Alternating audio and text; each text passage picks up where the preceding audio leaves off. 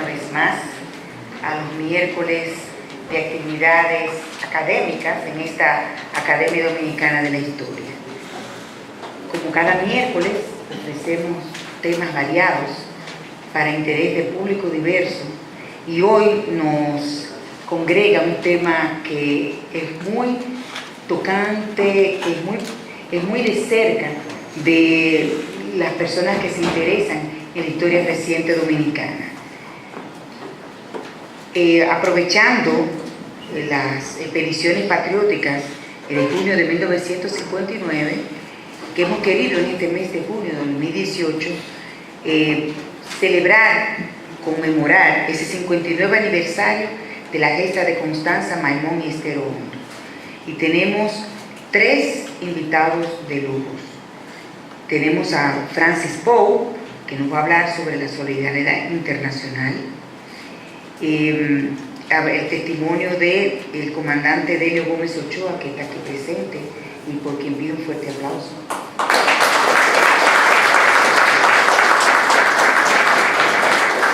Que va a hablar sobre el impacto de las expediciones del 1959 en la juventud dominicana, que va a contar con la participación de Rafael Pérez Modesto, quien fue uno de los actores de ese proceso, que es miembro colaborador de esta academia. Nuestro panel está integrado, como dije, por Francis Poe, quien es socióloga, amiga de la academia de toda la vida, graduada en la Universidad Autónoma de Santo Domingo, ha realizado trabajos de investigación sobre el papel de la mujer y la estructura familiar en la zona rural del país, que publicó CIPAF. Además, ha trabajado en temas como el rol de los migrantes españoles en la agricultura dominicana, reproducido en la revista de Indias del CSIC de España. En la revista Academia Dominicana de Historia, CLIO, aparece su conferencia Movimiento Conspirativo y el papel del exilio en la lucha trujillista. También ha participado en la redacción de los textos que se exhiben en la sala memorial a los héroes de Constanza, Maimón y Esther Hondo, que está ubicada en la estación del metro Centro de los Héroes, así como de los paneles que se exponen sobre esta gesta en el Museo Memorial de la Resistencia Dominicana. Recientemente, en coedición y coautoría con Manuel García Arévalo, escribió el libro La caída de Horacio Vázquez y la erupción de Trujillo, basado en los informes diplomáticos españoles de 1930. Este libro fue publicado recientemente por la Academia Dominicana de Historia. Tenemos también con nosotros en este panel a don Delio Gómez Ochoa, que nació en Holguín, Cuba, el 18 de septiembre de 1929. Desde muy joven abrigó ideales democráticos que lo llevaron a intentar enrolarse en la frustrada expedición de Cayo Confites contra la tiranía de Trujillo de 1947. Se integró activamente en las luchas contra la dictadura cubana de Fulgencio Batista desde el asalto al cuartel Moncada, brindando un apoyo irrestricto al grupo revolucionario que tuvo a su cargo esta acción militar. Apoyó también el desembarco del Granma en Santiago de Cuba y se incorporó junto a otros compañeros al grupo de revolucionarios que libraron combates en la Sierra Maestra, donde por su valentía va logrando ascender desde el grado de teniente, primer teniente, capitán, jefe de pelotón, hasta ser designado segundo jefe de la columna número 1, José Martí. Fue designado delegado nacional de acción del Estado Mayor, desde donde reorganiza milicias nacionales del 26 de julio hasta retornar nuevamente en la Sierra Maestra, donde es nombrado jefe mayor del Cuarto Frente Oriental Simón Bolívar. Su lucha revolucionaria y democrática no se vieron concluidas con el triunfo de la Revolución Cubana, por lo que decide, impulsado por su amistad con el combatiente antitrujillista Enrique Jiménez Moya, incorporarse al grupo de expedicionarios dominicanos que se entrenaban en Cuba, desembarcando en las montañas de Constanza el 14 de junio de 1959. Por su experiencia en la guerra de guerrillas en la Sierra Maestra y en ausencia del comandante Enrique Jiménez Moya, se le nombró comandante de uno de los grupos de expedicionarios, y es gracias a su comprobada pericia en este tipo de táctica militar que el último reducto de combatientes logró alcanzar con vida en las montañas unos 27 días. Este ejemplar revolucionario cubano se ha ganado con hechos comprobados su dominicanidad al exponer su vida y dejar su suelo nacional para venir a luchar por el bienestar y la libertad democrática que hoy gozamos los dominicanos. Nuestro tercer participante es el amigo Rafael Pérez Modesto, que nació en la ciudad de La Vega. Aquí nos dice la fecha. Con actuada sensibilidad social y formado en un ambiente familiar antitrujillista, se incorporó desde muy temprana edad a las luchas libertarias y democráticas de su país. Militó en el movimiento revolucionario 14 de junio, del cual llegó a ser dirigente nacional de mucha importancia. Actualmente es vicesecretario general del Partido de la Liberación Dominicana. Es graduada en Administración de Empresas, con maestría en Mercadeo y con estudios especializados en Comunicación, Relaciones Públicas, Marketing, Farmacéutico, Análisis del Discurso Político, los procesos psicocomunicacionales, entre otras muchas especializaciones. Ha sido director de marketing de importantes empresas nacionales y extranjeras y ha sido profesor de Administración y Mercadeo en las universidades INTEC y UNIBE. En ámbito estatal fue director administrativo de la Presidencia, subsecretario administrativo de la Presidencia y actualmente es general del Consejo Nacional gerente general del Consejo Nacional de la Seguridad Social. Dirige y conduce el programa Momentos de la Historia, que ha merecido reconocimiento de muchas entidades, entre ellas el Instituto Duartiane, la Academia Dominicana de la Historia y otras entidades culturales. Por decreto del Poder Ejecutivo, miembro de la Comisión Permanente de Efemérides Patria, y también por decreto fue integrante de la Comisión Nacional del Centenario del Natalicio de Juan Bosch, de la Comisión del 50 Aniversario de la Gesta de la Raza Inmortal del 14 de junio, así como de la Comisión del 50 Aniversario del Asesinato de las Hermanas Mirabal. También es colaborador de esta academia muy activo. Fue presidente de la Fundación Patriótica Manolo Tavares y actualmente asesor de la Federación de Fundaciones Patrióticas, y es un referente de actuación democrática y patriótica en el país. Ha producido y participado en diferentes documentales de índole histórico, como Guerra Constitucionalista del 65, Memorias, Manolo, El golpe de Estado que cambió la historia y Homenaje a la raza inmortal. Como libro ha escrito Vivencias de un guerrillero y Manolo Tavares y la guerrilla constitucionalista de 1963, lo que han causado gran impacto en el ámbito nacional por el tema que aborda. Bien, yo lo dejo entonces con este panel de primer orden y la primera participante, nuestra amiga Francisco, que le paso el micrófono.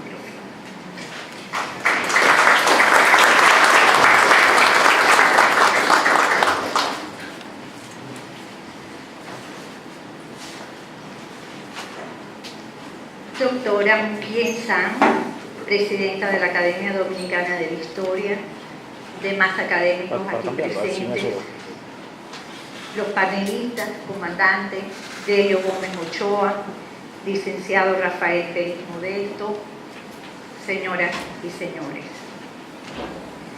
El tema que hoy me ocupa, como verán, es el papel del exilio en las expediciones de junio del 59. Apenas 3 días después del derrocamiento de la dictadura de Marco Pérez Jiménez en enero de 1958 en Venezuela, con el paso de esa nación hermana a la vida democrática, un grupo de dominicanos residentes en ese país suramericano se reunieron en la casa de Reinaldo Santiago Pou, con el objetivo de dar inicio a la constitución de una organización no partidista para luchar contra la dictadura de Rafael Trujillo. En esta reunión se encontraron, entre otros, Nicanor Diogo Saleta Arias, los doctores Francisco y Prudencio Canto, Ercilio García Bencosme, el licenciado César Romero, el doctor Manuel Álvarez Valverde, Pérez Cabral Corpito, Pérez Félix, Marino Miniño, el hermano de doña Guillermina y tío de Johnny Puizubirán, que todos lo conocemos como un expedicionario que nos dejó un diario extraordinario, el licenciado Miguel Ángel Gómez Rodríguez, Luis Cruz, Felipe Cohen, Julián Hernández, Rafael Castillo, el doctor Rafael Murgarrido, Fellín, Jorge Liste, Enrique Jiménez Moya, Armando Calaf, Pocio Pousaleta y el anfitrión Rinaldo Santiago. Allí se acordó en la Asociación Venezolana de Periodistas celebrar el día 2 de febrero de 1958 la Asamblea Constitutiva de la Unión Patriótica Dominicana en Venezuela. La Junta Directiva estaba integrada por el doctor Francisco Castellanos Ortega en calidad de secretario general, junto a Rinaldo Santiago, los doctores Rafael Murgarrido, Francisco Canto, Miguel Ángel Gómez Rodríguez, Nicanor Saleta Arias, Francisco Grullón y el doctor Eduardo Vicioso. Esta junta procedió al día siguiente a informar su formal constitución y de este modo dar inicio a su decidido plan de buscar la solidaridad del gobierno provisional venezolano presidido en ese momento por el contraalmirante Wolfgang Larrazábal. En el documento de declaración de principios de la UPD de fecha 5 de febrero de 1958 se planteaba, entre otros aspectos, cito: es la hora de Santo Domingo, con la voluntad decidida de nuestros compatriotas y el respaldo de nuestros hermanos de América, lograremos nuestro más preciado anhelo, ver nuestra patria libre y sin tiranos. Ya solo quedan muy pocos regímenes despóticos en el continente y el tiempo presagia que muy pronto desaparecerán de una vez por todas de la faz del mundo. Termina la cita. La unidad del exilio antitrujillista era la prioridad. De este modo, en otras ciudades que congregaban una significativa colonia de dominicanos, se fueron constituyendo la Unión Patriótica Dominicana de los Estados Unidos, con sede en Nueva York, la de Cuba, con sede en La Habana. Además, en Puerto Rico y en Nueva York también, una parte de los exiliados se agruparon en el Frente Unido Dominicano, mientras en Venezuela un pequeño grupo de exiliados logró reagruparse en el Frente Democrático Independiente Dominicano. El grupo de dominicanos residentes en Venezuela, agrupados en la Unión Patriótica Dominicana, decidieron estratégicamente brindar su apoyo a la expedición armada cubana que había salido desde territorio mexicano con destino a Cuba, comandada por Fidel Castro, junto a un grupo de valientes combatientes dispuestos a derrocar la dictadura de Fulgencio Batista, creando un grupo guerrillero en Sierra Maestra, y con el apoyo de un frente interno en diferentes regiones de la isla, lograron el triunfo el 1 de enero de 1959. Motivados por alcanzar en ese momento los dominicanos un triunfo similar al de los cubanos, la Unión Patriótica Dominicana en Venezuela se sumó a la causa cubana al realizar una venta de bonos para recaudar fondos, así como aportar armas que a su vez habían recibido de amigos venezolanos aliados a la lucha de los dominicanos.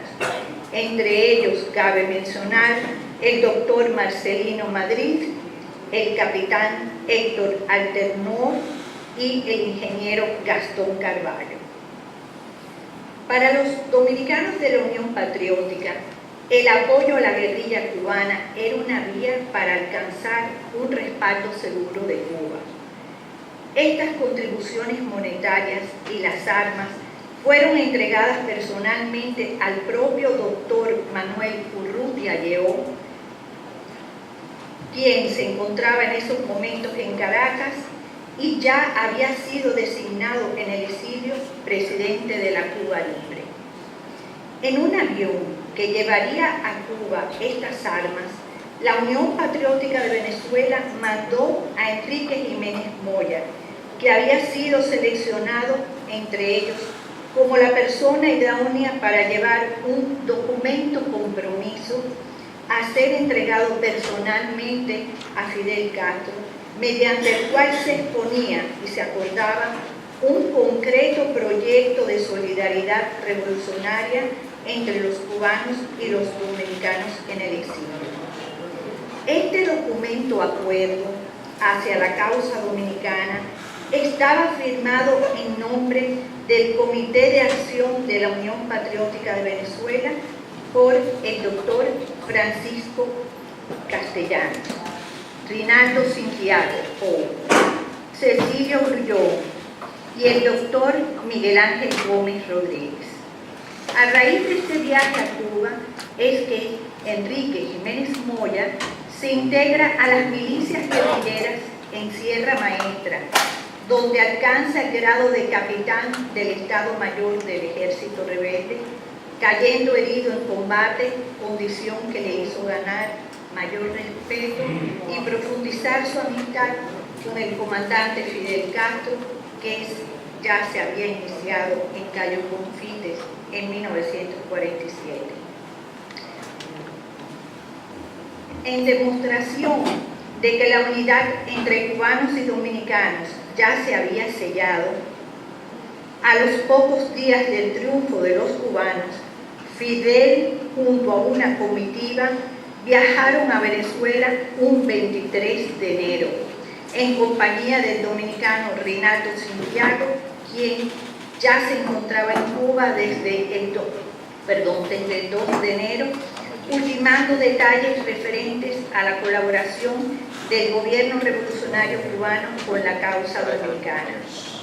En Caracas tuvo lugar la histórica reunión en la Embajada de Cuba, donde participaron los principales dirigentes de la Unión Patriótica Dominicana, los doctores Francisco Castellanos, Francisco Canto, Miguel Ángel Gómez Rodríguez, Juan Isidro Jiménez Grullón, así como Rinaldo Santiago, Nicanor Saleta y Poncio Pou.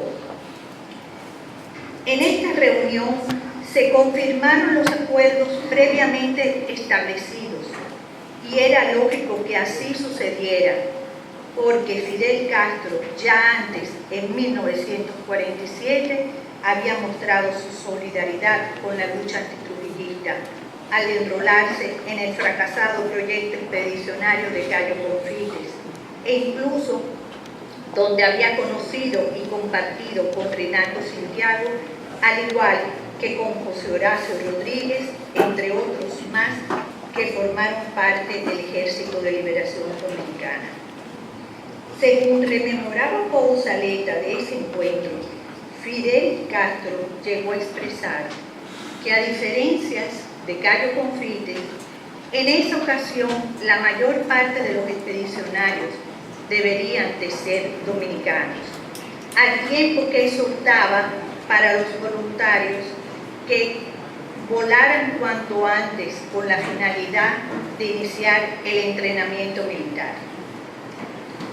Para llevar a cabo estos propósitos de manera inmediata, en ese mismo mes, Rinaldo, José Horacio Rodríguez, Poncio Pou viajaron a Cuba a fin de dar inicio al proceso de reclutamiento y organización de los campamentos de entrenamiento.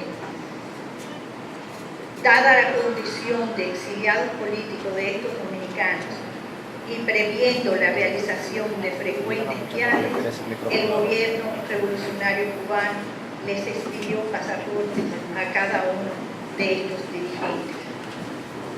En este momento yo me permito hacer un acto. Yo quisiera, lamentablemente es muy pequeña la letra, pero son los documentos originales, cada expedicionario firmaba una hoja de compromiso donde dice,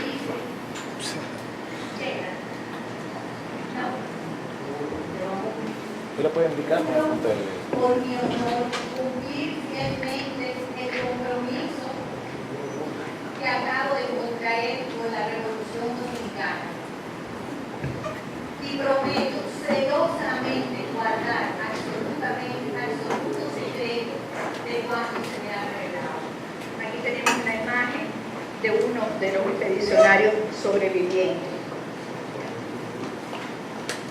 De este modo, así van a ver que hay más. Ya lo pasaron. Bueno. De este modo, a los pocos días, Poncio Pou regresa a Venezuela, iniciando así el proceso de reclutamiento de expedicionarios. Con tal fin, el 10 de marzo llegó desde La Habana Rinaldo Santiago junto al capitán cubano Delio Gómez Ochoa en un avión que había facilitado la Fuerza Aérea Cubana para recoger en ese primer grupo de voluntarios, que estaba integrado por 36 hombres, 28 dominicanos, 6 venezolanos y 2 españoles. Ya en horas de la noche, protegidos por un alto oficial de la Marina venezolana, este primer grupo de valientes fueron conducidos hasta el hangar donde aguardaba el avión en el aeropuerto venezolano de Maiquetía. Así, sucesivamente, se dieron otros viajes de reclutamiento que fueron arribando a Cuba de manera individual o en grupo directamente desde México, Nueva York y Puerto Rico. Ahí ven parte de estos expedicionarios. Con el propósito de materializar los planes para derrocar la dictadura trujillista, enquistada en el poder por casi 30 años, a principios de 1959, por iniciativa de la Unión Patriótica Dominicana en Venezuela, se realizó en la ciudad de La Habana durante los días 27, 28 y 29 de marzo un congreso que dio paso a la creación del Movimiento de Liberación Dominicana, que aglutinaba a la Unión Patriótica de Venezuela, representada por Miguel Ángel Rodríguez y Carlos Larrazábal Blanco, junto a la de Cuba por José Diego Grullón y Julián Espinal, la de Estados Unidos por Juan A. Díaz y Manuel Bernier, el Frente Unido de Nueva York y de Puerto Rico por Tulio H. Arbelo y José Espaillat, por el Frente Democrático Independiente Dominicano en Venezuela, Luis Dalmau Febles, y por el Partido Socialista Popular figuraban Juan Ducudrey y Pedro Mir. Con este congreso, la mayor parte del exilio dominicano demostró una gran madurez en el plano político y un profundo conocimiento de la realidad social dominicana, al presentar y dejar aprobado un programa mínimo de la Revolución Dominicana que proponía, entre muchos otros aspectos, derrocar la dictadura trujillista, establecer un gobierno provisional democrático, convocar una asamblea constituyente elegida por sufragio universal para reformar la Constitución y adecuarla a la organización democrática del Estado inspirada en los postulados de la justicia económica y social. Cabe resaltar la ausencia en este Congreso, me refiero al Congreso de La Habana, de los finales de marzo, conocido en el ámbito internacional como Declaración de La Habana, de 3 partidos fundados en el exilio, a saber, el PRD, el Partido Revolucionario Dominicano, Vanguardia Revolucionaria Dominicana y el MPD. Partidos que por diferentes razones no estuvieron de acuerdo con el proyecto expedicionario. Aunque formalmente el PRD, constituido en el exilio por el profesor Juan Bosch, no participó en ese movimiento, algunos de sus miembros decidieron de manera personal enrolarse en el Ejército de Liberación Dominicana, ELD, formando parte de los grupos de combatientes que llegaron por la vía aérea y marítima, entre las que podemos citar, por mencionar algunos, a Víctor Manuel Maynardi Reina, Silín, y al propio Francisco Meraldo Germán, que hace un momento vimos su imagen. El Movimiento de Liberación Dominicana creó un organismo denominado Comité Central Ejecutivo de la Revolución, integrado por 5 miembros, entre los que figuraban Francisco Castellanos, Francisco Canto, Cecilio Grullón y Luis Aquiles Mejía, quien era hijo de un reconocido político racista y activo opositor de la dictadura trujillista en el exilio, que los historiadores lo reconocemos por ser hijo del doctor Luis Mejía, autor de la excelente obra Lilija Trujillo, y el quinto integrante de ese comité central, Juan Isidro Jiménez Grullón, quien además quiero destacar que había participado en la conspiración de Santiago de 1934. Este comité, a su vez, designaba como consejero al general Juancito Rodríguez, quien por su parte había sido el máximo dirigente de las expediciones de Cayo Confites y Luperón en 1947 y 49 respectivamente. A su vez, se nombró a Enrique Jiménez Moya como comandante en jefe del Ejército de Liberación Dominicana. Para recibir el aporte financiero del gobierno de Betancourt, Luis Aquiles Mejía viajó desde Cuba en compañía de Delio Gómez Ochoa con el propósito de recibir personalmente de manos de Luis Augusto Dubut Araujo, ministro de Relaciones Exteriores de Venezuela. Bajo tales preparativos, todo el esfuerzo de la Unión Patriótica Dominicana en Venezuela giró en torno a la creación de un ambiente político favorable a la gesta expedicionaria, a través de programas dirigidos radialmente al pueblo dominicano desde las emisoras venezolanas, a cargo de Miguel Ángel Maynardi de Las Quito, como lo recordamos, y Rafael Bonilla Ibar Bonillita. Además, se llevaron a cabo diversas actividades para recolectar fondos económicos. Se imprimieron banderines, etcétera, se hicieron encendedores.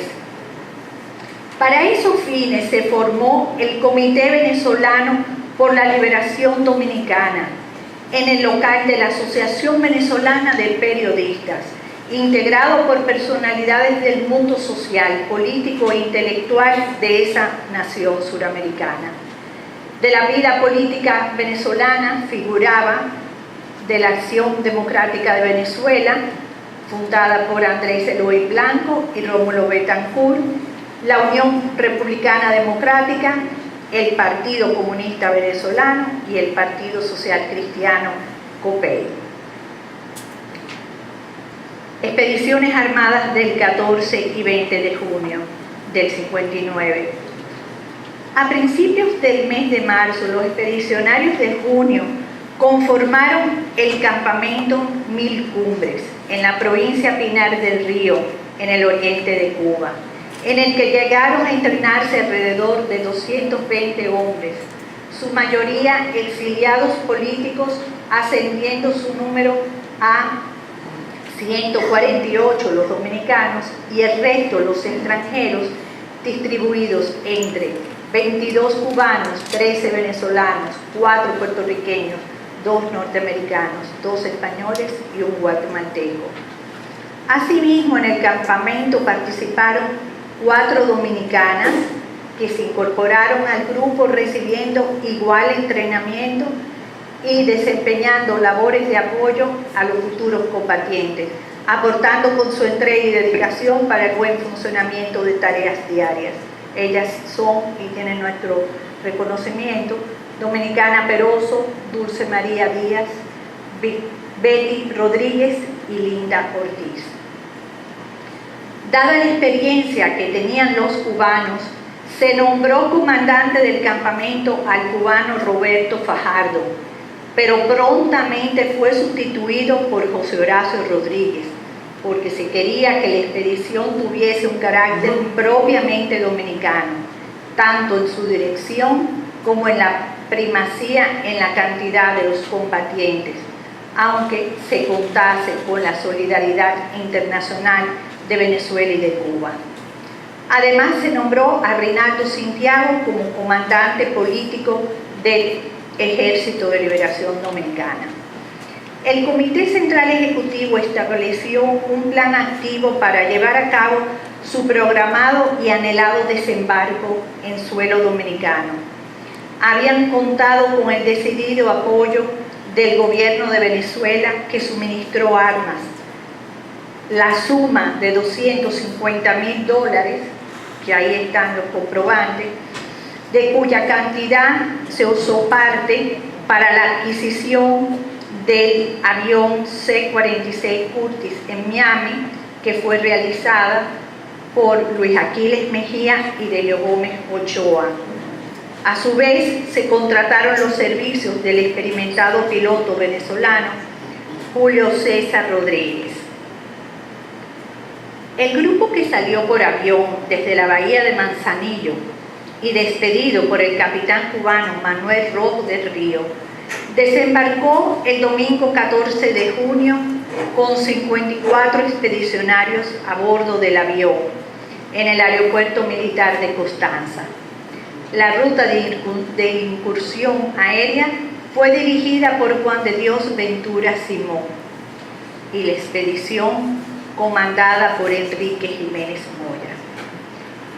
El avión fue camuflado con las insignias de la aviación militar dominicana, con la particularidad que los colores de la bandera dominicana estaban invertidos, a similitud del banderín que se había impreso para convocar a la lucha armada.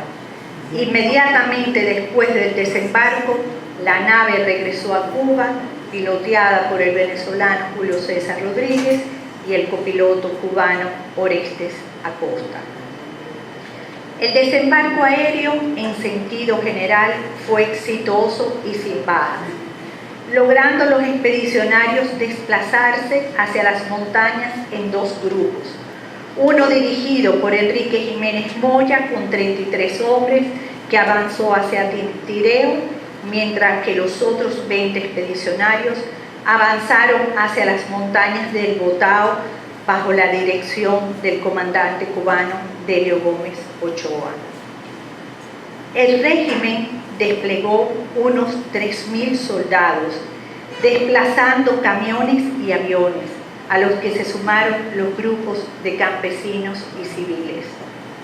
El 15 de junio temprano, los cielos de Constanza se vieron ennegrecidos por los bombardeos de la aviación militar dominicana. Mientras se internaban en las montañas, uno de los expedicionarios perdió la mochila que contenía los planos de los desembarcos marítimos. Esto constituyó, sin duda alguna, un revés, al revelar los planes precisos de los desembarcos marítimos aún no realizados. El día 13 de junio partirían hacia la bahía de Nípez, Holguín, los dos grupos de combatientes que desembarcarían por la vía marítima, donde fueron despedidos por el comandante Camilo Cienfuegos. Ambas naves estaban bajo el comando de José Horacio Rodríguez.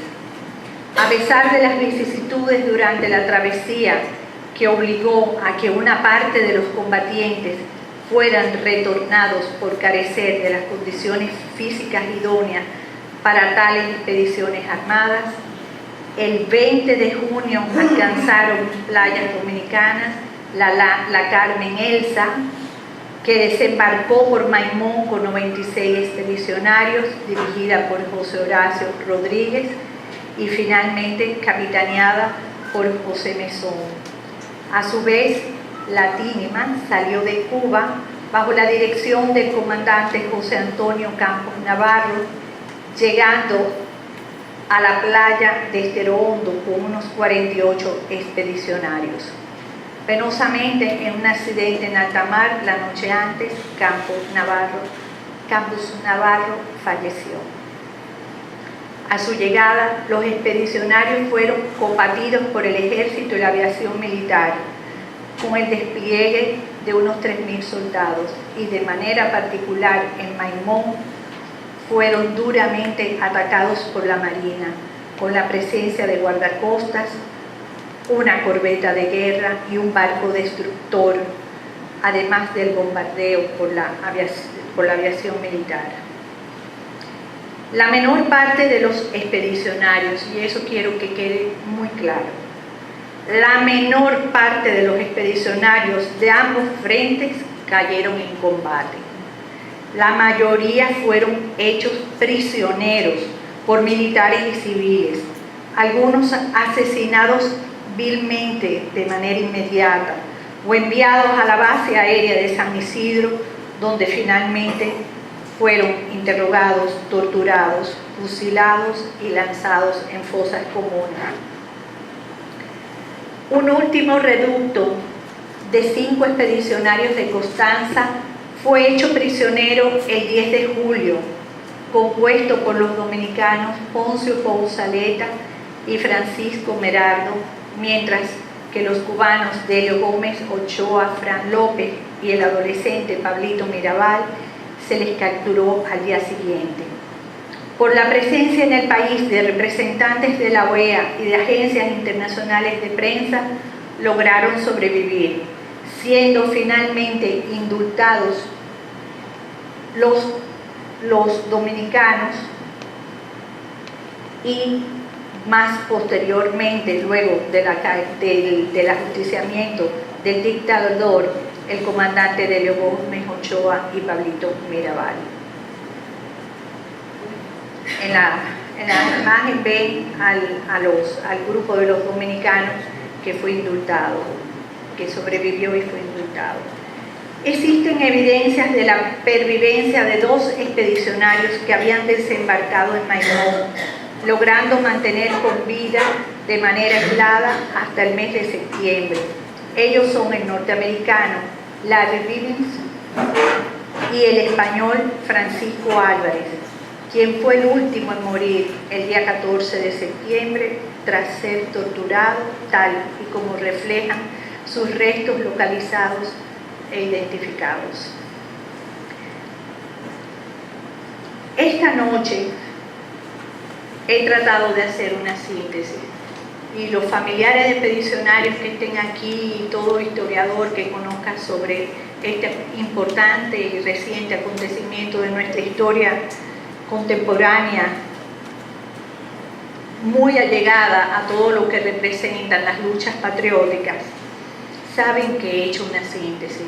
Hubiera querido que ustedes tuviesen las imágenes de todos los expedicionarios, destacar la participación, que no hay ninguna más importante que otra.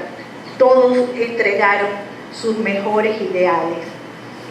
Pero no he querido extenderme más. Quiero brindar la oportunidad al comandante Delio Gómez Ochoa para que de su propia voz él pudiera que nos hablase de las expediciones del 59 con su rico e incomparable testimonio, al ser el único sobreviviente que tenemos hasta la fecha. Lamentablemente se siente un poco aquejado de condiciones de salud, del habla. Él me ha pedido que, en nombre del tema de la solidaridad internacional, que en parte yo he abordado a lo largo de mi exposición, yo les presente una serie de imágenes, de fotografías. Algunas de ellas ustedes verán que son sumamente novedosas, que son prácticamente desconocidas. Ajá.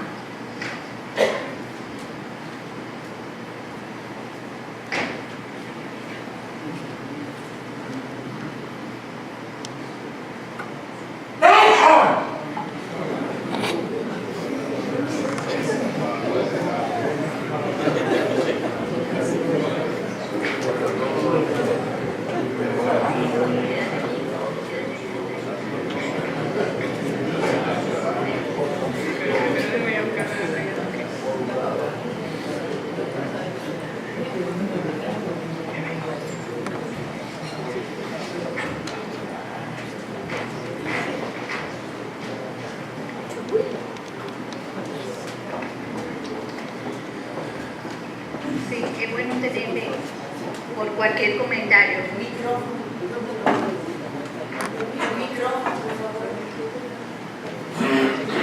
Sergio, ¿tú quisieras hablar ahora en estos momentos? No te tienes que parar. Está encendido. No.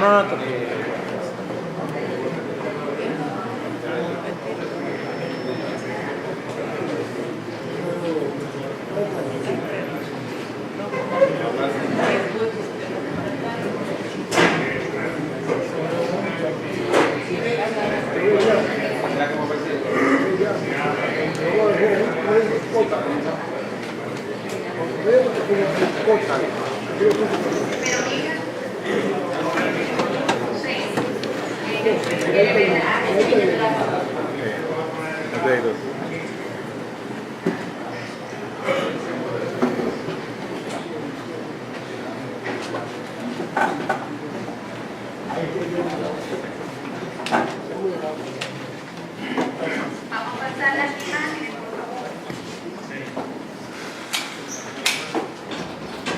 Sí.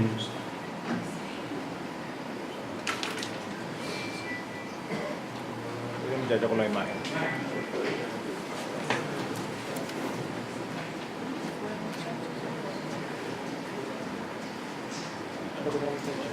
Delgadita. A Manolito. Que tiene que andar con el control.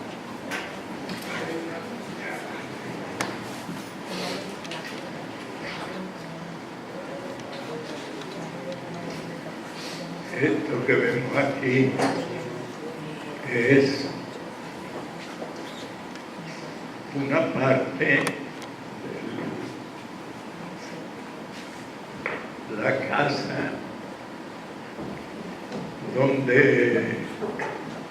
desde donde la dirección de los dominicanos en el campamento dirigían el entrenamiento. Esto está en 1000 Cumbres en Pinar del Río.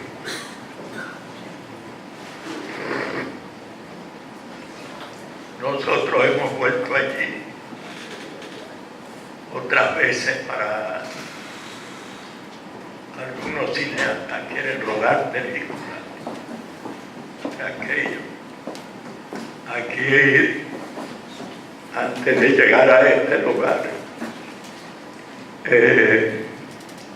un poco más abajo se ha puesto una placa que identifica que ahí ya esa casa no existe. Ahora se ha hecho allí una especie de pequeñas cabañas turísticas, una especialmente donde de vez en cuando el comandante Fidel Castro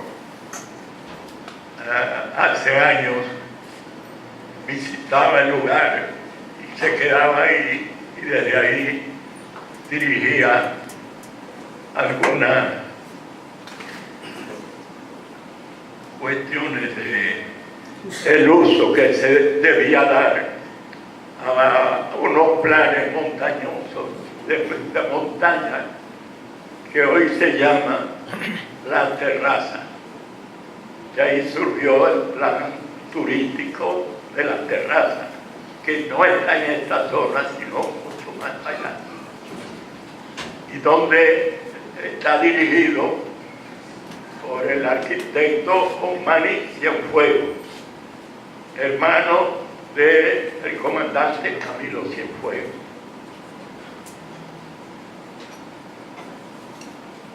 Por este campamento pasaron más de 300 combatientes dominicanos, hasta el final en que se escogió al grupo que habría de venir. Sí. Se escogieron los 54 que vendrían en el avión y el resto fueron llevados después en guagua hasta Holguín y de Holguín hasta Antilla, hasta el lugar donde estaban situados los 3 yates. Teníamos 3 yates, por si acaso. Por eso uno de los yates que se afectó fue cambiado por el Tinima después. Pueden ir avanzando. Eso que dice ahí abajo yo no lo puedo leer. Claro. Daniel Batista Cernuda, que no es quien está de paz. Daniel Batista Cernuda, que fue mi vecino hasta que murió, partimos hasta el edificio 15 años. Este está ahí, que todos estamos observando, en el centro. Ese es Daniel Batista Cernuda.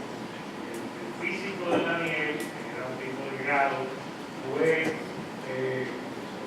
participó en Corea, fue dado de baja en Corea, fue declarado héroe en Corea, porque hizo un grupo, una mina, que ellos tuvieron en el campo minado, en el paralelo, ahí, y finalmente el único sobreviviente fue Daniel. Colocaron unas placas en el cráneo, en Japón, lo reconstituyeron, y Daniel, junto a su tío, Manuel Batista, que participaron en el club, luego se retiraron e intentaron posteriormente, en el 59, una expedición desde Miami. Eso, posteriormente no, en el 58. En el 58. Sí, ahí venía Miguel, ahí estaba Miguelucho, Campos Navarro.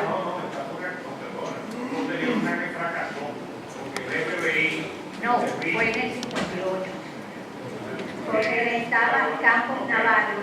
Pero vamos a decir para qué fue. Gracias por la aclaración.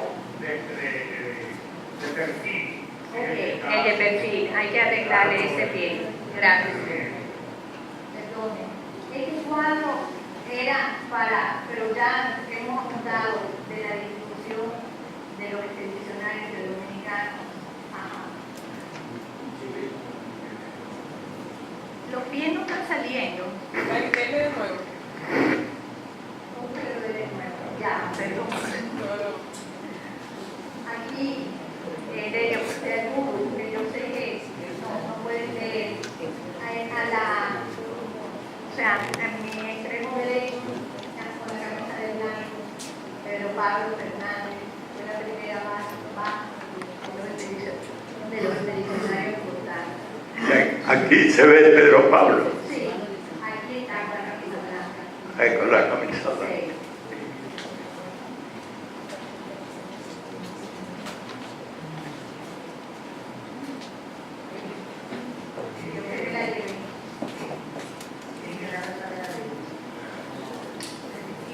Quiero que salga aquí de la voz.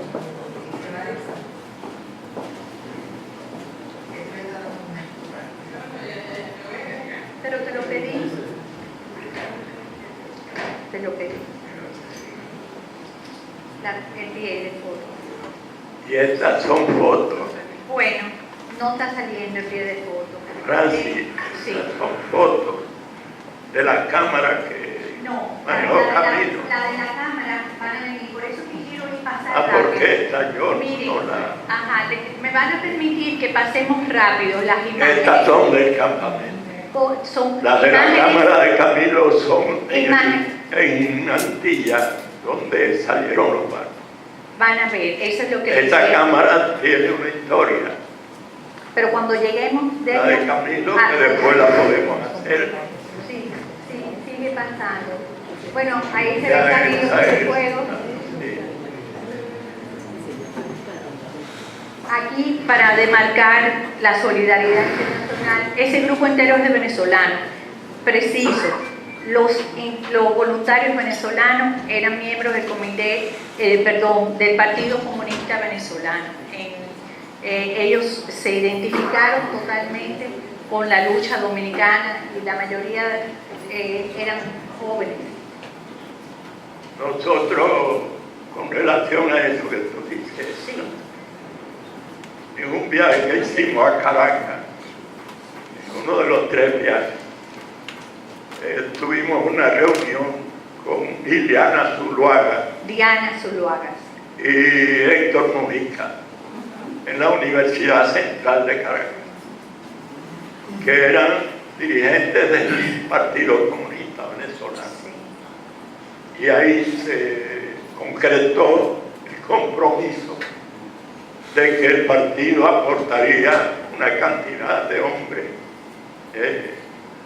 aunque Fidel había advertido la necesidad de que no ocurriera lo que en Cayo Compite, que la mayoría de los combatientes que se entrenaban en Cayo Compite no eran dominicanos, sino eran de extranjeros de cualquier país, y que no debía pasar lo mismo, y que debían de ser los dominicanos los que hicieran todo lo que fuera necesario, sin mucha participación En esta imagen, extranjero.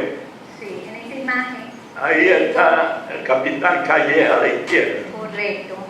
Pablito Mirabal, que tenía ahí, no había cumplido los 14 años. Pablito cumplió los 14 años aquí y después cumplió los 15 aquí también.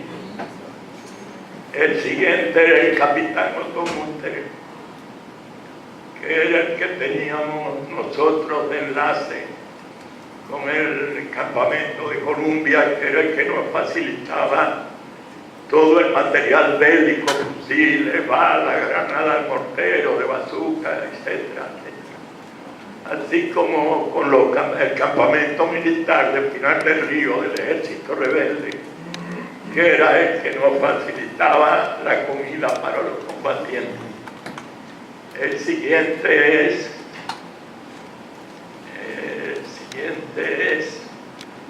un jovencito también, que tenía unos 18 años.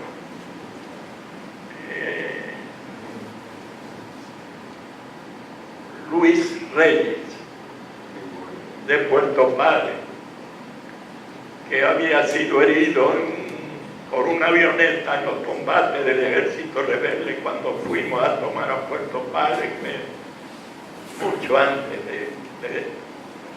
pero se había recuperado, y el jefe de él era el capitán Otto Montero.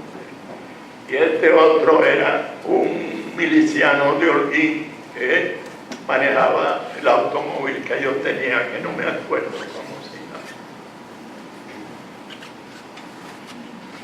llama. Ahí aparecen los Mainardi, los dos, con el capitán Calleja al centro. Calleja Ochoa. Calleja Ochoa, era primo mío. Y Virgilio Mainardi no vino a la expedición porque tuvo problemas de salud. Aquí está Alfonso Santiago Flores. Yo, si hubiera tenido más tiempo, pero no le quiero robar a ustedes el tiempo para que puedan disfrutar la fílmica que hace alusión el comandante Delio, que fue realizada por Camilo Cienfuegos en Holguín. Pero aquí tenemos a un joven que nació en Venezuela, hijo de Reinaldo Santiago, y a pesar de haber sido venezolano de cuna, hijo de madre venezolana, se sintió tan dominicano que decidió venir a cuenta de todo y nada, dejó una carta que algún día ustedes la puedan leer en la sala memorial del Centro de los Héroes, ¿verdad? Ahí en el metro, donde ustedes van a apreciar la grandeza de ese joven de 16 años. ¿Sí? Aquí igual demostraciones de solidaridad internacional. Tenemos a Charles Guayas, norteamericano, a Carlos Cabral Manzano, a Daniel Batista Cernuda, como decía José, al lado Manuel Batista Fertilizante, Ramón Asensio, Oscar Sepúlveda, que Oscar Sepúlveda no vino finalmente, abajo, Todolito, como se le decía a José Antonio Campos Navarro, que era de los comandantes de las embarcaciones, y Jefrito Batista en el extremo derecho abajo, muy valioso expedicionario que nos dejó también un diario que de primera mano nos ofreció mucha información muy rica.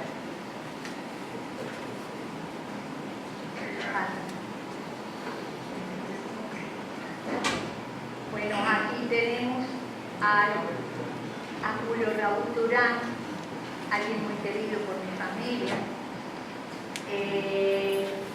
Julio Raúl era miembro del Partido Socialista Popular y una persona muy de ideas revolucionarias, muy comprometido con la causa revolucionaria, al lado de Juan Bautista Montes Fernández. Y bueno, me imagino que se recuerdan que es el padre de la historiadora Carmen Durán.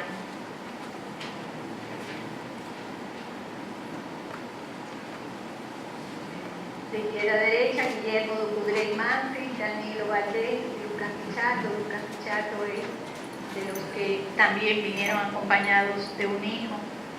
Hubo varios expedicionarios. En el fondo, sí, es la única imagen que tenemos de una mujer, no se aprecia, pero aparece haciendo labores de apoyo para los expedicionarios.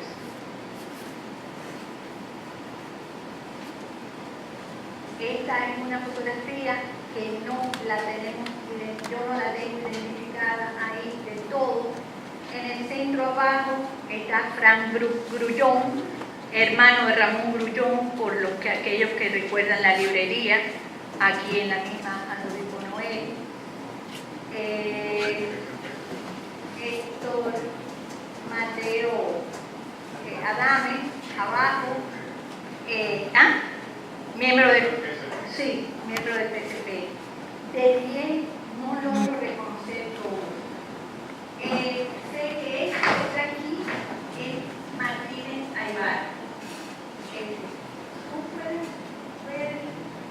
Bueno, si no seguimos, porque ¿qué? Vamos a seguir. El de la izquierda es Guillermo Sánchez Sanjay, hermano de Papito Sánchez Sanjay. Y bueno, sus hermanas fueron de la fundadora, doña Nora, de doña Guilín, de la fundación. Carlos Cabral Manzano, el cubano Max Montesino fue uno de los que recibió una leche envenenada, al igual que Charles White y Carlos Navarro. Aquí también tenemos a Frank Grullón junto con el doctor Rafael Murgarrido Fellín. Hace un rato en mi inicio de mi exposición comentaba que Felipe, el que está sentado más atrás, fue de los ideólogos desde el mes de enero de 1958, cuando por primera vez se reúnen y dicen, vamos a formar una Unión Patriótica Dominicana. El momento de la lucha dominicana ha llegado y estuvo firme todo el tiempo y era un profesional, un abogado muy capaz y miembro del PSP. Aquí, para sorpresa de Delio, esta es la famosa nota que mis padres tenían en sus archivos. Mis padres eran muy amigos de Paquito, del doctor Francisco Canto en Venezuela, que fue de los miembros del Comité Central. Y en esta comunicación, escrita a mano por Delio, firmada por Delio, el junio del 14, o sea, momentos antes de tomar el avión, él dice, hago constar que el teniente Pascual García Arosa está autorizado por mí a ceder mi cargo tipo Cádila y que será utilizado en labores de ayuda del movimiento revolucionario dominicano. Dicho auto tiene la chapa, se recuerda que se le decía las placas de los carros, la chapa oficial, para que lo haga constar donde estime oportuno, firmo la presente en esta fecha. El comandante en ese momento, comandante Delio Gómez, comandante de la Revolución Cubana. Unos minutos antes. Unos minutos antes. Y tú no lo recordabas, pero para Paquito Canto, eso lo tenía. Escribí varias notas. Muy valioso. Bueno, esta también, este Paquito Canto, ¿verdad? Él quedó en un papel muy importante en las labores de organización, ya habiendo salido los expedicionarios, antes y después de la salida de los expedicionarios en el suelo dominicano. Y aquí se le dice que le den todas las facilidades, que se le dé uniforme de la Revolución Cubana, como para poder que él pudiera estar entrando y saliendo de los espacios militares, ¿verdad? Y está firmada por René de los Santos, comandante jefe del Regimiento 5 PR. René de los Santos. El quinto distrito militar. Ok, bueno, pues seguimos. Situado en La Habana. En La Habana. Bueno, esto es una foto histórica, está en la portada del libro de Delio. Esta casa era de una prima mía. Prima segunda, creo que era. Es Enrique Jiménez Moya.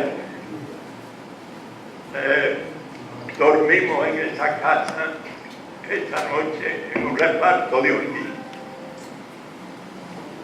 Nos habíamos juntado el día antes. Ya se estaban trasladando los compañeros. Yo había llevado el grupo de los 54 delante hasta la zona del Pico con la idea de que hicieran su último entrenamiento desde un lugar llamado Cayo Espino hasta el Pico Turquino, y que al bajar pasaran por un lugar que se llama el Aguacate y fueran a parar al campamento que teníamos en Chile, de donde iba a estar el avión. Todavía el avión no había llegado.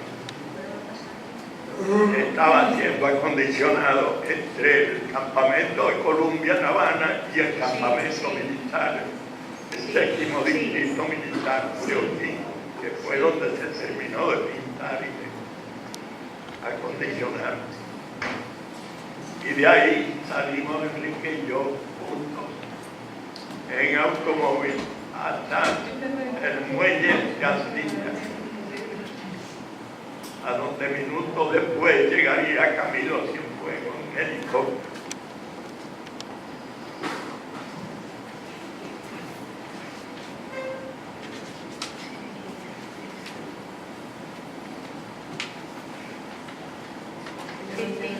Disculpe que yo no entiendo muy bien la computadora. La flecha del extremo derecho. Sí, la flecha que da. No, lo que pasa es que yo conozco más las otras. Disculpe.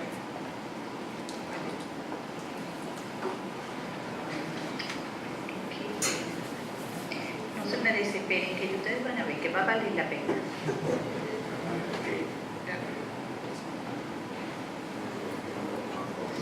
Sí, exacto. Esas son las fotos. Esas fotos son prácticamente desconocidas.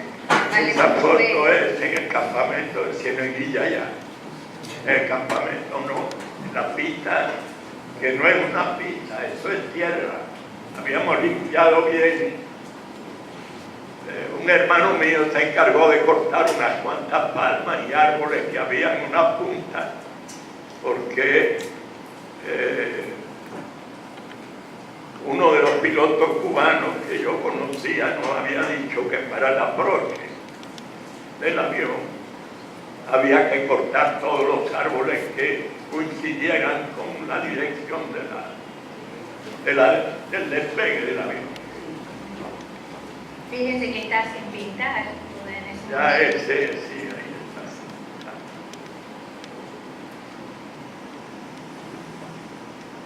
Esos son Esa ya ayer, era la Ajá. fotomontajes, sí. Y Luis Reyes. Ahí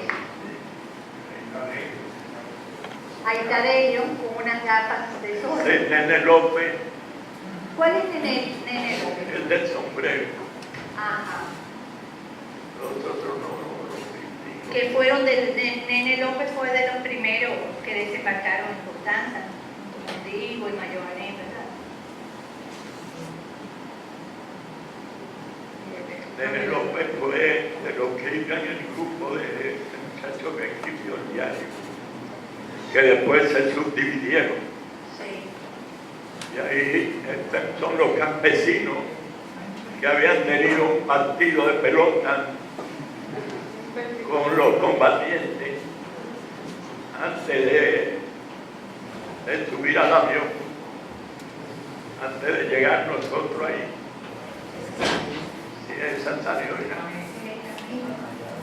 Ese Camilo y no sé dónde. Ese Ramón Ruiz, que era mi chofer y era teniente.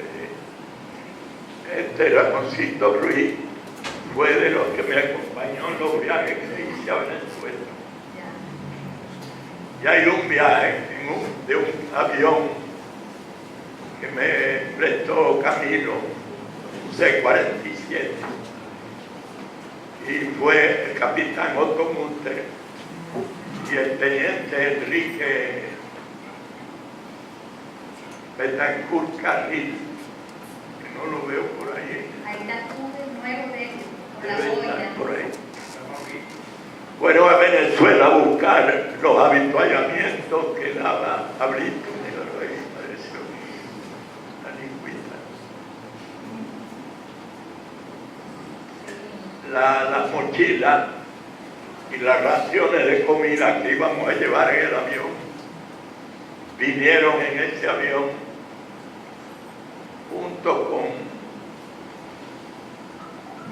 con una cantidad de latas de conserva y de cosas que nos dio la Marina de Guerra venezolana. Y sale ese avión, el avión no, pero los compañeros sí salen publicados en la prensa venezolana. Dos tenientes cubanos que habían ido a... Estas imágenes están identificadas como Punta Arena. Ya estas ahora. Punta Arena, dice. ¿Cómo es? Dice el CD. que esas imágenes pertenecen a Punta Arena. Sí. Pero como fuiste tú que facilitaste las imágenes, sí. Sí, eso. Punta Arena.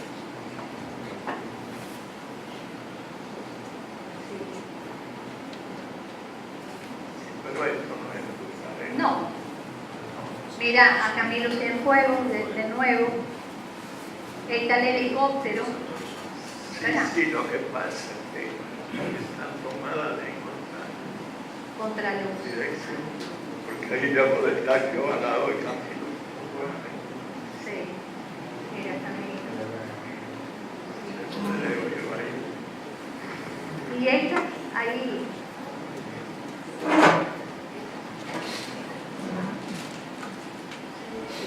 ¿Logran distinguir? Ese es un cubano que no lo conozco, que Las no se mariposas. habla aquí. Para ver si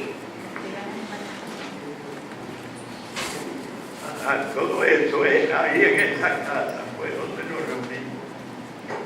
Era una casa de unos campesinos a la orilla del mar, en la bahía de Limpe. en la bahía de Limpe, ahí ya se ve. Esa es la costa de la bahía de Limpe que hace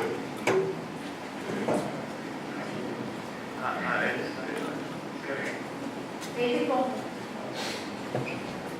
Estas son las fotos que aparecieron en una cámara no hace mucho, hace 9 años, mucho después. Pero cómo se conservaron también.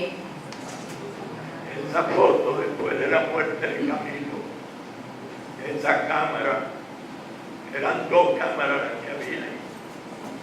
Una, la que tenía Camilo, que se ve sin camisa, y otra es la cámara de alguien. Ahí se La ve. cámara de Camilo es la que aparece después.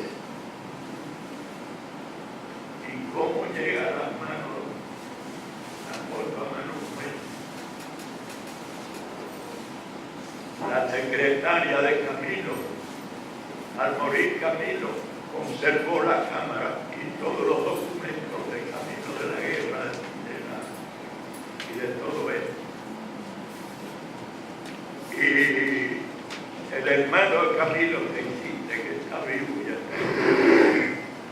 el arquitecto Manny Cienfuegos, recibió, no hace muchos años, un 1 de enero en Santiago de Cuba, el general Acevedo, jefe director de Cubana de Aviación. Nos encontramos en una actividad en Santiago de Cuba por uno de los aniversarios del triunfo de la Cruz. Y fue donde me dijo que la secretaria era la que había sido secretaria de Camilo en Colombia, y que tenía unos documentos y una cámara que tenían una foto que ya la habían estado mirando y que se referían a las expediciones nuestras. Pues de ello, Y que iba a hacerme llegar algo de eso. No me hizo llegar eso, pero me hizo llegar la foto, no me hizo llegar más nada, porque había otro tipo de documentos que no tenían nada que ver con las expediciones. Y recibimos esto, y actualmente, mucho después, el hermano de Camilo, que es el que recibe todo esto, de manos de la secretaria de Camilo, se lo pasó al Instituto de Historia de Cuba.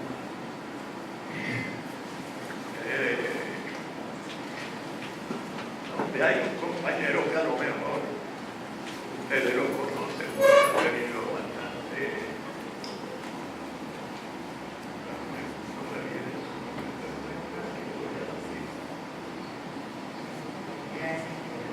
Y él ha hecho llegar a ese y promete que cuando haya clasificado todo lo que existe,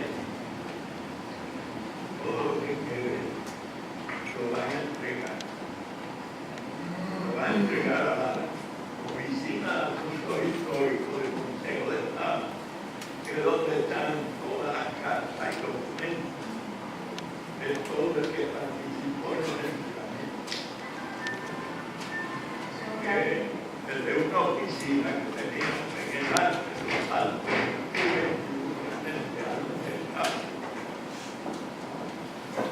funcionaba, creo que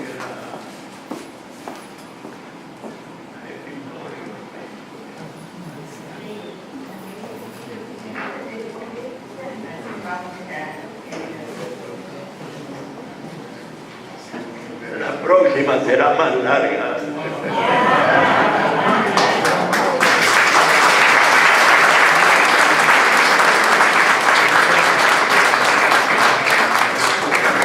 Bien, después de estas exposiciones y estas explicaciones vivas de parte del comandante Delio Gómez Ochoa, solo nos resta a nosotros agradecer el hecho de que nos hayan dado la oportunidad de compartir en este escenario de tanta calidad y hacerlo con mucho gusto. Un saludo especial para Miguel, presidente de la academia, y con ella a todos los directivos de la misma. Eso debe participar aquí, es una necesidad que usted participe. Gracias, comandante. Y además, ya mencioné la buena explicación introductoria de parte de Francis Poe y la rica explicación con fotos de alto interés que se explican a sí mismos, más los comentarios que hizo el comandante Delio Gómez Ochoa. Para mí es un honor. Y voy a tratar entonces de ser sintético. Me pidieron que hablara de las consecuencias más bien y cómo impactó ese acontecimiento en la vida del país, sobre todo en las generaciones jóvenes. Realmente la lucha contra Trujillo fue siempre. Trujillo se fue instalado con el respaldo norteamericano, con un plan estratégico, y se impuso por la fuerza. Se mantuvo durante casi 31 años y realmente hubo luchas internas e intentos antes de la expedición de 1959 de alto valor. Cayo Confites fue un intento fallido que la misma situación me impide a mí profundizar en el mismo, pero que ya también Francis había dado explicaciones someras alrededor del mismo. No pudo salir de Cuba en el año 1947.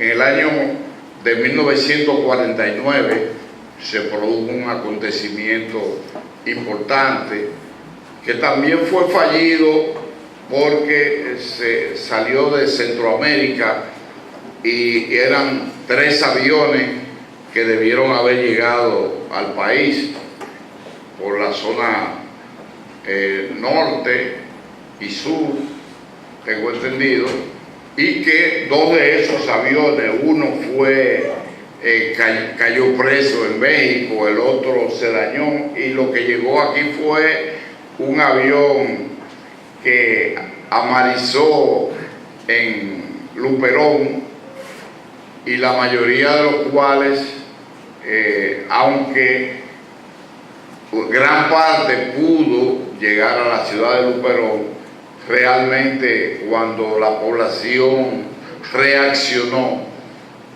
no pudieron darle continuidad a esa lucha porque había llegado un puñado de valientes. Fue un acontecimiento importante, pero hubo un periodo de consolidación de la dictadura. La trascendencia de la expedición de 1959, a pesar de que es la más dolorosa en términos de pérdidas, porque hemos hablado de 198 expedicionarios, de los cuales hemos cuantificado los extranjeros que se sumaron a la misma, que según recuerdo, pero yo lo anoté porque no sabía si lo iban a decir, fueron en total 45, un 23% de los participantes eran 22 cubanos, 13 venezolanos, 5 boricuas, 2 españoles, 2 norteamericanos y un guatemalteco. Entonces, realmente ahí se expresó la solidaridad que ya mencionó con lujo de detalle la licenciada Pou.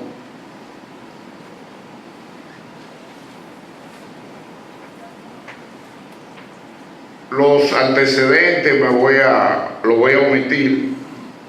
Considero no obstante necesario subrayar y resaltar que la expedición contribuyó no obstante a sus resultados inmediatos, que fueron fallidos también, el golpe más contundente contra la dictadura de Trujillo hasta ese momento.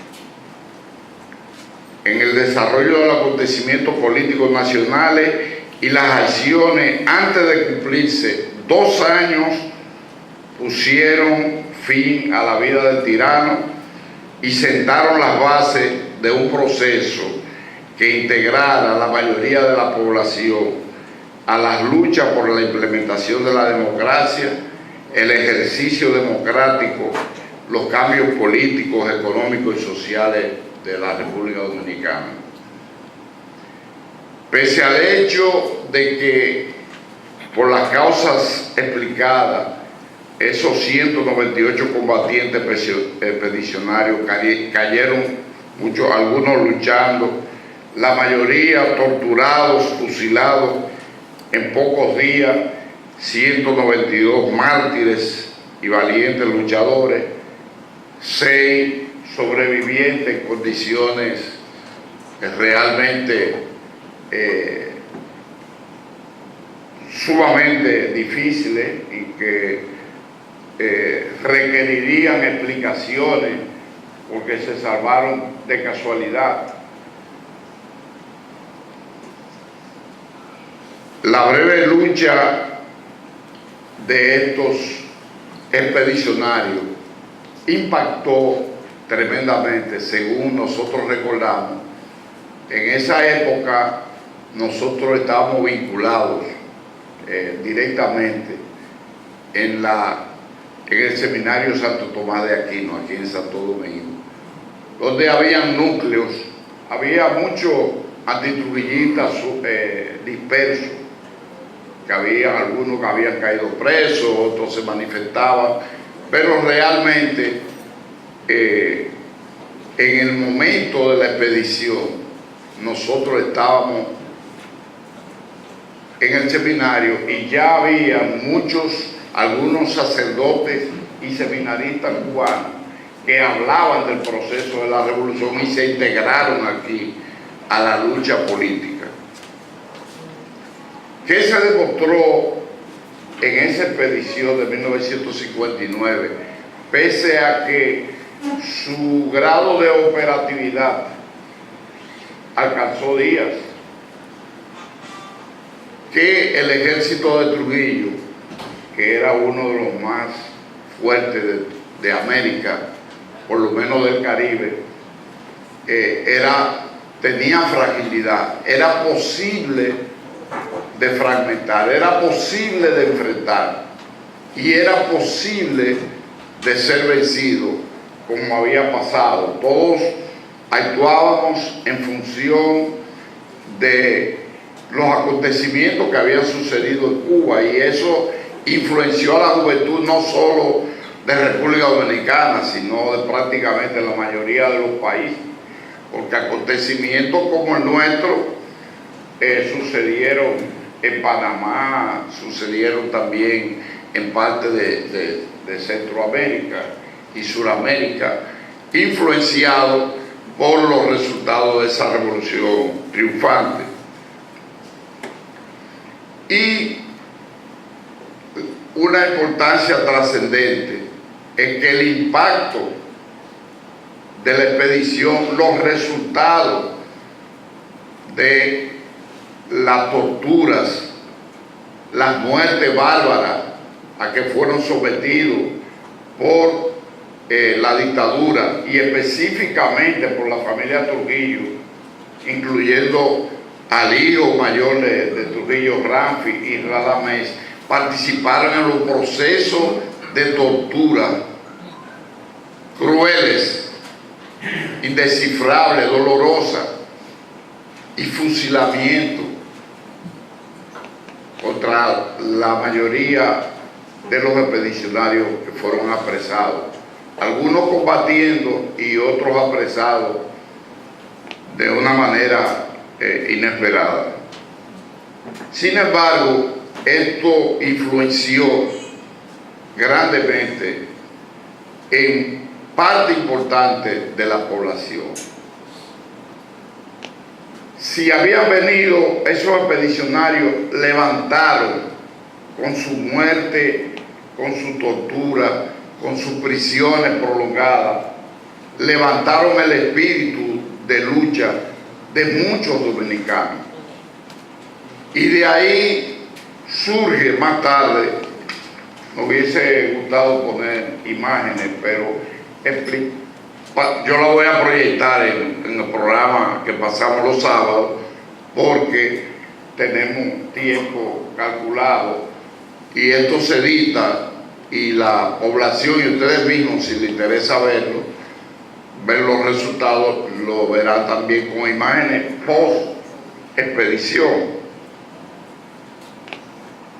Se fragmentó la base política del régimen. Funcionarios e hijos, sobre todo de funcionarios importantes del régimen, comienzan a participar en las conspiraciones. Elementos, la iglesia había sostenido el régimen de Trujillo durante todos esos años de su instalación. Monseñor Pitini y muchos obispos y sacerdotes, la gran mayoría, aquí hay personas que estuvimos vinculados a la iglesia.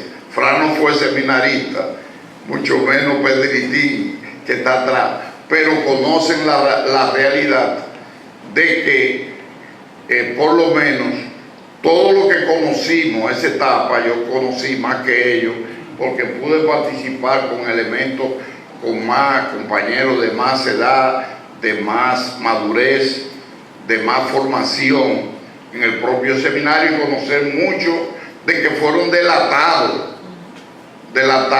por lo que dirigían el seminario, que eran curas jesuitas, lo siguen dirigiendo los jesuitas, pero los carros del CIN entraban al seminario y muchos fueron apresados. Uno de ellos, más conocido, es Antonio Loco Alantiles, que cayó preso, fue delatado y cayó preso, y otros tantos.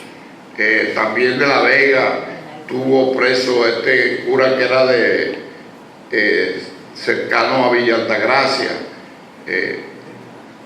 que fue después dirigente del PRD, se salió de sacerdote, y otro apellido Rodríguez. Y entonces vimos cómo la mayoría de los sacerdotes, para no hacerlo muy generalizado,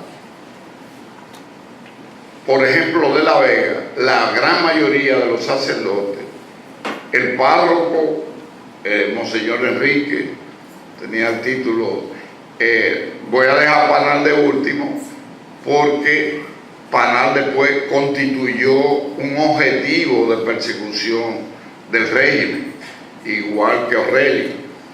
Pero los sacerdotes que estaban en La Vega, el padre Pedrito Fernández, el padre Vargas, padre Monseñor Abreu, que después llegó a ser obispo, la mayoría, el padre Peña Pérez, la mayoría eran elementos que se integraron a la actividad política y formaron parte del movimiento importante de sacerdotes que fueron parte después de lo que fue el movimiento 14 de julio. El fracaso de la expedición dio lugar a que jóvenes con ideas antitrujillistas se agruparan y lograran cohesionar la dispersa actitud antitrujillista que había en todo el país. Yo creo que uno de los logros importantes del movimiento 14 de junio es que logra una delegación para el este, para el sur, con Luis Gómez Pérez como una de las figuras centrales de apoyo a Manolo, el propio Manolo, las hermanas Mirabal, Salcedo como epicentro de esas actividades que se tiende hacia Montecristi, y se logra una incorporación de cientos de jóvenes, la mayoría de los cuales de clase media alta y combatientes de todos los sectores de la vida del país. Pese al concordato y el respaldo popular que suscitó la Iglesia Católica, porque ante esos acontecimientos, esos apresamientos que afectaban parte de la misma, tuvieron una trascendencia, que había una consternación nacional. Todo el mundo hablaba de lo que pasaba en forma escondida, buscando mecanismos hasta con señas para poder entendernos de lo que estaba pasando. Pero la Iglesia Católica, que dice su himno pontificio, más hermosa surge cada vez porque sabe adaptarse a las condiciones políticas, económicas y sociales de los pueblos, se lanzó contra Trujillo e hizo una proclama que se leyó en todas las iglesias del país. Esto conllevó un esfuerzo extraordinario, porque llegar a todas las iglesias y capillas, en todas las misas, desde la madrugada hasta la última que se hiciera en la noche, era leída. Y fui testigo efectivo de centenares de gente que volvían a veces a la misa para oír el contenido de la denuncia. Y la denuncia era en contra de la tortura, en contra de los apresamientos, en el irrespeto a las libertades y en la necesidad de cambio, en la denuncia contra la pobreza. Y nosotros entonces vimos ahí, como me señala Frank, que siempre hemos tenido una relación, al igual con Pedritín, muy cercana, como Panal, extranjero, español, franciscano de origen, que había estado en Barahona y en Santo Domingo, es enviado a La Vega en su condición de obispo. Por circunstancias de la vida, nunca lo tenía previsto. La iglesia me vio en ciertas condiciones, yo siendo muchachito, alrededor de 12 a los 13 años, y Fran fue de lo que se prestó para eso. Me vieron condiciones de que podía jugar voleibol, que influía, que quizás tenía cierto liderazgo, y me metieron a Monaguillo sin yo querer aprender en latín rápidamente una misa. Y Panal prefirió que yo fuera de lo que ayudaba su misa. La misa de él era a las 5 de la mañana.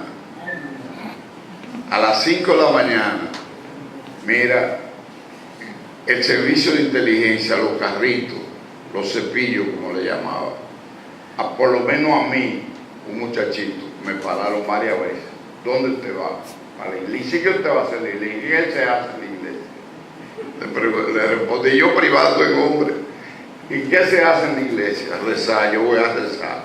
Y encontraba entonces a Panal, porque poca gente se atrevía se atrevían a ir a esa hora, porque el parque que queda frente a la misma catedral hoy en día, y las calles aledañas, en cada sitio había y yo no sé cómo no eliminaron. Era un hombre muy valiente y era un hombre muy humilde, el señor Panán. Y fue parte de la cabeza. Él no hizo, no fue quien redactó el documento que se leyó, pero influyó poderosamente como Arreli, que lo tomaron por su condición de extranjero. El uno era, creo que era canadiense, Arreli, ¿verdad? O norteamericano, y el otro español. Y entonces lo tomaron a ellos, no obstante el concordato. Entonces, una represión tremenda contra la iglesia. Nosotros vimos y somos testigos de que ya en una situación que el mismo Panal enfrentó a Trujillo en un momento dado, después de esas condiciones, se habla de que lo mandó a arrodillar, y él se lo pidió a la Generalidad y lo repitió 2 veces, y entonces Trujillo se arrodilló. Pues no le dijo arrodíllese usted, pero prácticamente fue un mandato, porque él insistido en que sea todo el mundo, vamos a orar, vamos a luchar contra la situación de pobreza que existe, y eso es un documento que está publicado, nosotros lo hemos publicado en un libro y está a la mano, a la disposición de ustedes. Y entonces, a partir de eso, entonces se reprodujo verdaderamente el odio contra él y contra Arreli. Llegó un momento que la población, yo digo que ya las condiciones habían crecido tanto que puedo, en esto no hace muchos años, desde esa época, vislumbrar que se acercaba el fin del dominio de Trujillo, por la forma que nos expresábamos los jóvenes, por la forma en que se había, ya yo veía a Fran, hoy en día un intelectual de mucha talla, dando charla católica, pero en realidad también lanzando su mensaje subrepticio antitrujillista. Éramos vecinos y compartíamos. Yo tenía ya desde pequeño, porque un tío mío participó en el Partido Socialista Popular en los años 40, lo desaparecieron y yo con 4 años me di cuenta, insistía que me explicaran hasta que supe. Entonces ya a los 8 años yo tenía una idea de que Trujillo era malo, y ya a los 13 años vinculado a la iglesia con curas que abiertamente hablaban, que me tenían mucha confianza por el grado de discreción, por la actitud combativa, por el servicio que brindaba, que incluso me pagaron el seminario. Bueno, pero es importante que se sepa que la población, por ejemplo, de La Vega, una parte importante, la Catedral de La Vega en muchas ocasiones fue asaltada por mujeres de la vida alegre, con tambora y en medio de una misa del propio Panal, y sin embargo la población no apoyaba eso, que la gente amanecía en la iglesia, en la torre de la catedral, para evitar una desgracia, que intentaron tomar y quemar la iglesia y la casa curial, y que la respuesta de parte importante de la población deja el profeso en la muerte de las hermanas Mirabal, que radicalizó el proceso de lucha y de voluntad de la población de salir de la tiranía. Voy un poco forzado porque el tiempo mío está cuadrado para 20 minutos, pero me están haciendo señas que termine, pero realmente es importante que este público sepa que la población entera, yo estoy hablando de un pueblo para no hablar de todo lo que uno vivió aquí en Santo Domingo y otros pueblos, que los jóvenes estudiantes secundarios y parte de los barrios no solamente apresaron a la gente a identificar como antitrujillista vinculado a la iglesia, sino que centenares de gente enfrentaron policía, vestidos de civil, guardia y los llamados paleros que intentaron quemar la catedral y la casa curial. Cuando no pudieron eso, porque la población lo enfrentó, quemaron entonces la residencia del párroco, Monseñor Enríquez, que queda en el centro de la ciudad. Lo quemaron, pero la reacción no fue de miedo. La población se tiró. La primera vez que yo oí tiro de fusiles fue porque cayendo la tarde, la multitud era tan grande alrededor de la iglesia y su cercanía que tuvieron que lanzar la guardia para tratar de dispersar los jóvenes que estaban ahí. Pero además de eso, se generó una situación de que, formado el 14 de junio, descubierto pocos días después, la gente no tenía miedo de lo que había pasado. Y uno, por ejemplo, yo convivía y era vecino de uno de los participantes del 14 de junio, y nosotros compartíamos sin ningún temor, teniendo la experiencia de que la gente a la familia nuestra no le hablaba o no se acercaba por la participación de nuestro tío. Y eso dio lugar, la muerte de las hermanas Mirabal, fue el inicio del fin de la era de Trujillo. Fueron acontecimientos que contribuyeron enormemente a que la población dominicana cambiara de curso, de orientación. Y ya los sectores dominantes internos veían esa situación, pero lo veían los que tenían el manejo internacional, que veían la posibilidad de que otra Cuba pudiese suceder en la República Dominicana. Y para que eso no sucediera, se atizó la determinación de salir de Trujillo. Pero además, elementos disgustados, porque parte de la fragmentación es el trato que le dieron algunos, incluso generales, de puesto en la zona de los combates, sobre todo lo que tiene que ver con Constanza. El jefe en ese entonces era nada más y nada menos que el general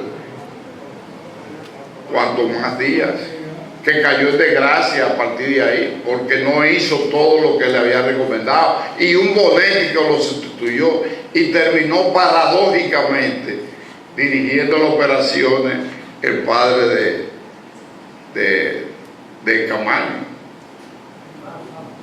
Y además de eso, en Puerto Plata también hubo desgracia de gente que no hizo lo que debía hacer de inmediato. Utilizaron aviones, cañones, barcos para aplastarlo, como había sucedido ya en Luperón 10 años antes, pero de una forma mucho más, porque se habló de una mochila que decía los puntos estratégicos por los que debían entrar, y fueron prácticamente esperados y fueron bombardeados. Bien, ¿quién quiere que yo termine?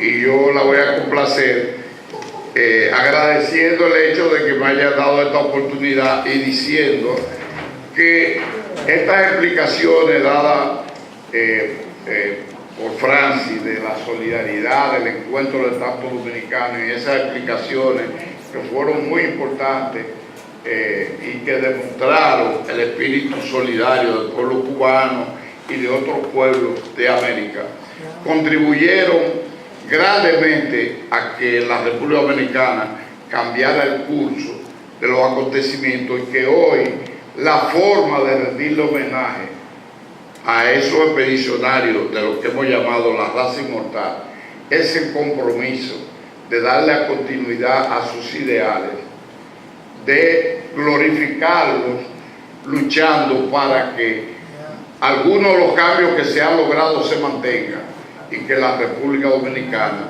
siga un proceso de avance, un proceso donde muchas de las cosas que ellos lograron en su programa mínimo puedan convertirse en realidad con la lucha de los dominicanos conscientes que quieren una República Dominicana más.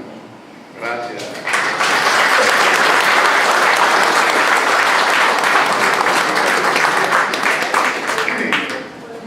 Gracias por acompañarnos. Ha sido una noche riquísima.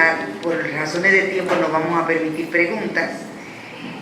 Afuera hay un brindis fabuloso, cortesía de don Manolito García Arévalo.